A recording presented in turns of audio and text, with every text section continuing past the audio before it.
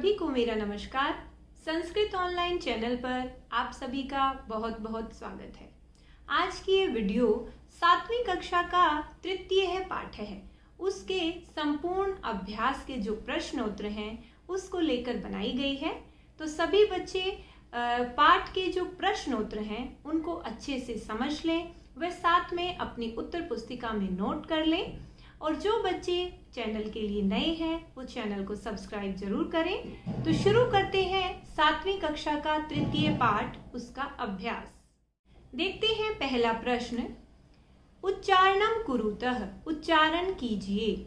देखते हैं, ये सारे संख्यावाची शब्द हैं। संख्या के ऊपर मैंने अलग से भी छोटी कक्षा के जो विद्यार्थी हैं 6ठी से 8वीं के, उनके लिए वीडियो बनाई है। तो बच्चे आप सब वो भी देख सकते हैं। और आइए इस प्रश्न का उच्चारण करते हैं।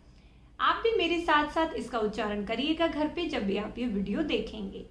विंशतिः 20, द्वाविंशतिः 22, चतुर्विंशतिः 24, पंचविंशतिः 25, अष्टाविंशतिः 28, नवविंशतिः 29, 30, 30, द्वात्रिंशत् 32, त्र्यस्त्रिंशत् 33, चतुस्त्रिंशत् 34, अष्टात्रिंशत् 38, नवत्रिंशत् 39, चत्वारिंशत् 40, द्विचत्वारिंशत् कितना होगा 42, त्र्यश्चत्वारिंशत् 43, चतुश्चत्वारिंशत् 44, सप्तचत्वारिंशत् क्या होगा हमारा 47 और 50 50। तो ये सारी गिनतियां जो हैं, जो हमारे संख्यावाची शब्द हैं, उनका उच्चारण करना हमने सीखा। वैसे भी 6ठी से 8वीं कक्षा के विद्यार्थियों की परीक्षा में ये प्रश्न आता है संख्यावाची का। तो सभी बच्चे इसको याद करें, लिखकर अभ्यास करें, व उच्चारण करना जरूर सीखें। आइए देखते हैं अगला प्रश्न। प्रश्न 2, अधोलिखितानां प्रश्नानां उत्तराणि लिखतः। नीचे लिखे गए प्रश्नों के उत्तर लिखिए। एक पद में ही उत्तर देना है इसमें। कस्य भवने सर्वविधानि सुख साधनानि आसन। किसके घर में सब प्रकार के सुख के साधन थे।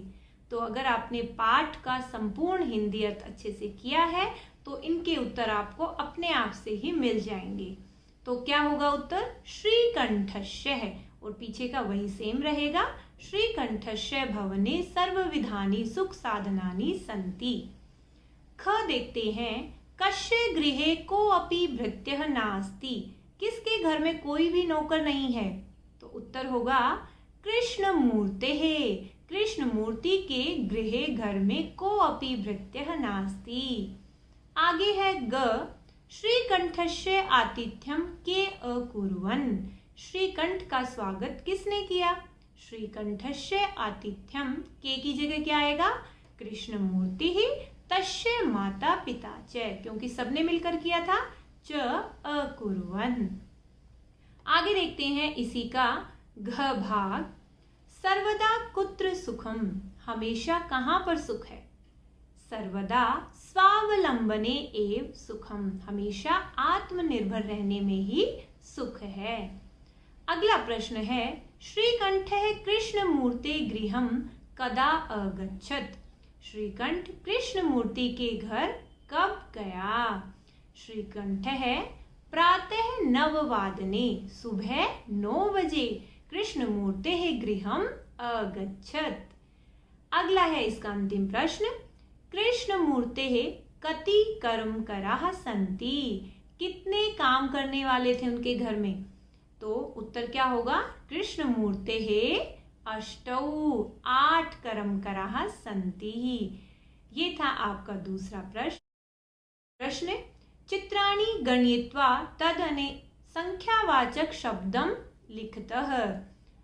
चित्रों को गिन करके उनके नीचे आपको क्या लिखना है, संख्यावाची शब्दों को लिखना है। तो गिनती का मैंने आपको पहले ही कहा है कि आपको अभ्यास करना है, अच्छे से याद करनी है। तो इनको गिनेंगे हम। सबसे पहले कितने हैं, 18 हैं। जो हमारे सामने ये मटके हैं 18 हैं, तो 18 की संस्कृत होगी अष्टादश।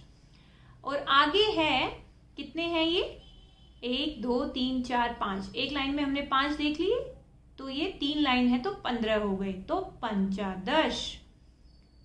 आगे है, ये देखिए जो कैंची बनी हुई है आगे, ये कितनी है, एक लाइन में 3 4 5 6 और 4 है तो 24 हो गई, तो इसकी क्या होगी संस्कृत, चतुर्विंशति। और आगे है, ये है हमारे 1 2 3 4 5 6 7, एक लाइन में 7 जो है आम है और 3 है तो 21 हो गया, तो एकविंशति, एकविंशति। और अगला है हमारा षट्त्रिंशत्, कितना हो जाएगा, षट्त्रिंशत्। और जो अंतिम है वो कितना हो जाएगा, त्रयस्त्रिंशत्, त्रयस्त्रिंशत् कितना होगा हमारा, 33। तो हम इनको काउंट कर लेंगे और उसी हिसाब से हम इनकी क्या लिखेंगे, संख्यावाची शब्द लिखेंगे।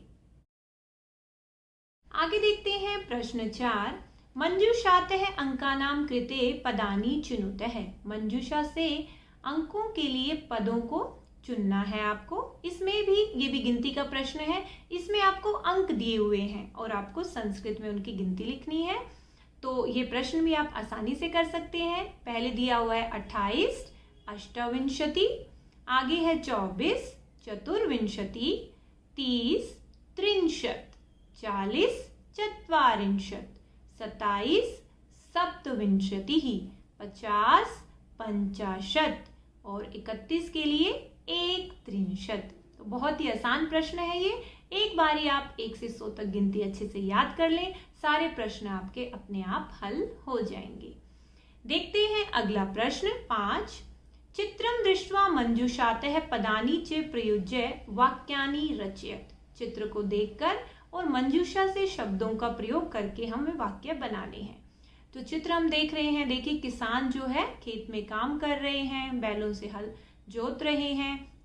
मंजूषा में भी शब्द दिए हुए हैं, कृषकाः, कृषकौ, एते, धान्यम, एषः, कृषकः, एतौ, क्षेत्रम, कर्षति, कर्षति, कुरुतः, खनन कार्यम, खोदने का जो कार्य है, रोपयन्ति, रोपयन्ति का मतलब होता है कुछ भी, जैसे बीज को बोते हैं, रोपते हैं, ठीक है।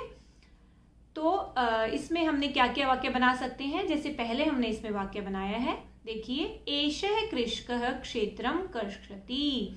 ये जो किसान है वो क्षेत्र को क्या कर रहा है, जोत रहा है। और एतौ कृषकौ, ये 2 जो किसान है, खनन कार्यम कुरुतः, देख रहे हो ना आप, खुदाई का काम कर रहे हैं। हम चित्र के हिसाब से चल रहे हैं, पहले एक किसान का था तो हमने एषः कृषकः क्षेत्रम कर्षति, और दूसरा 2 किसानों का है तो एतौ कृषकौ खनन कार्यम, खुदाई का कार्य कर रहे हैं। और अंत में बहुत सारे कृषक हैं यहाँ पर, किसान, एते कृषका धान्यम रोपयन्ति, क्या कर रहे हैं, जो है धान, जो अन्न जो है उसको बो रहे हैं, रोपयन्ति, बीज रोपण का जो कार्य है वो कर रहे हैं।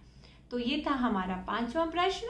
देखते हैं अगला प्रश्न, अधोलिखितान समयवाचकान अंकान पदेषु लिखतः।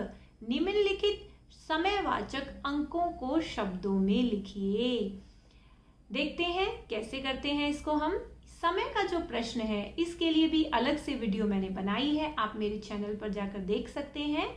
बहुत ही आसान है ये प्रश्न, कुछ शब्दों को आपको समझना है जो समयवाची हैं, बस उसके बाद कोई भी समय आपसे पूछा जाए आप आसानी से उसकी संस्कृत बना सकते हैं। देखते हैं, जैसे 10:30, 10:30 दिया हुआ है यहाँ पर, तो इसकी संस्कृत होगी सार्धद्वादशवादनम, सार्धदशवादनम, 10:30 है तो सार्धदशवादनम रहेगा यहाँ पर। आगे है 7 बजे हैं तो सीधा आ जाएगा सप्तवादनम। जब सिंपल आपका समय होता है तो उसके साथ वादनम लग जाएगा और आपकी गिनती का जो भी संख्यावाची शब्द होगा, और 12:30 जहाँ पर है वहां पर सार्ध लग जाएगा। तो यहाँ पर 2:30 तो मतलब सार्ध द्विवादनम। और आगे है 11 बजे हैं तो एकादशवादनम। 4:30 मतलब 4:30 तो सार्ध चतुर्वादनम। और 1:30, तो इसको क्या बोलेंगे हम? सार्ध एक वादनम। ठीक है, सार्ध एक वादनम। आगे है 5, तो पंचवादनम, बिल्कुल सरल। 3:30, उसको भी सार्ध त्रिवादनम। आगे है 9 को क्या बोलेंगे? नववादनम। आगे है 12:30, तो सार्ध द्वादशवादनम।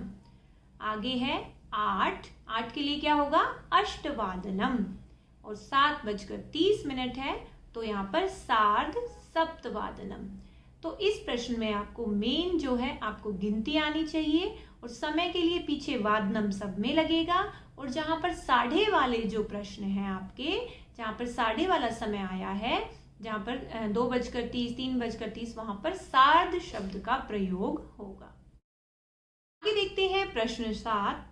मंजूषातः पदानि चित्वा रिक्त स्थानानि पूरयत। मंजूषा से पदों को चुन करके रिक्त स्थान भरने हैं। देखते हैं पहला, षड् त्रिंशत्, एक त्रिंशत्, द्वौ द्वादश, अष्टाविंशति। ये मंजूषा में दिए हुए हैं। अब आपको सही अर्थ निकालना है वाक्य का कि कौन सी गिनती किसमें सही फिट होती है। वाक्य की सेंस सही होनी चाहिए। ऐसे नहीं कि आप कोई भी गिनती कहीं पर लगा दो। जैसे देखते हैं पहला, डैश ऋत्वः भवन्ति। ऋत्वः, अब ऋतु कितनी होती हैं? 12 तो नहीं होती, तो कितनी होती हैं? षड्, 6 ऋतुएं होती हैं। आगे है मासः डैश भवन्ति। महीने कितने होते हैं? 6 तो नहीं होते, तो 12 होते हैं, तो द्वादश। मासः द्वादश भवन्ति। आगे है एकस्मिन् मासे डैश अथवा डैश। एक महीने में कितने या कितने दिन हो सकते हैं? वो मैं सोच रहा है 30 या 31। तो एकस्मिन् मासे त्रिंशत् अथवा एकत्रिंशत् दिवसः भवन्ति। और देखते हैं इसी के लिए आगे जो प्रश्न है घ भाग फरवरी मासे सामान्यतः दिनानि भवन्ति। फरवरी मास में सामान्य कितने दिन होते हैं? तो अष्टाविंशति, 28 दिन होते हैं। और अगला जो अंतिम प्रश्न है इस पाठ का, मम शरीरे डैश हस्तौ स्तः। मेरे शरीर में कितने हाथ होते हैं? अब 12 तो नहीं लिखोगे आप, तो द्वौ, वो मंजूषा में एक ही शब्द आपका बचा है, द्वौ हस्तौ स्तः, 2 हाथ होते हैं। तो इस प्रकार हमने पूरी जो हमारी आज की वीडियो थी वो सारे संपूर्ण अभ्यास के ऊपर आधारित थी। सभी प्रश्नोत्तर, ज़्यादातर जिसमें संख्यावाची शब्दों का प्रयोग हमने इस पाठ में आज देखा, तो आप संख्यावाची शब्दों को अच्छे से याद कर लें। 6ठी से 8वीं तक के सभी विद्यार्थियों के लिए संख्यावाची शब्द बहुत इम्पॉर्टेंट है। और जिन भी बच्चों ने चैनल को सब्सक्राइब नहीं किया, फिर से मैं उनको एक बार से रिक्वेस्ट करती हूँ कि वो चैनल को सब्सक्राइब जरूर कर लें, क्योंकि सारी जो नई वीडियोस है मैं अपलोड करती रहती हूँ, आपको उनकी नोटिफिकेशन मिलती रहेगी। आप सभी का वीडियो को देखने के लिए बहुत बहुत धन्यवाद।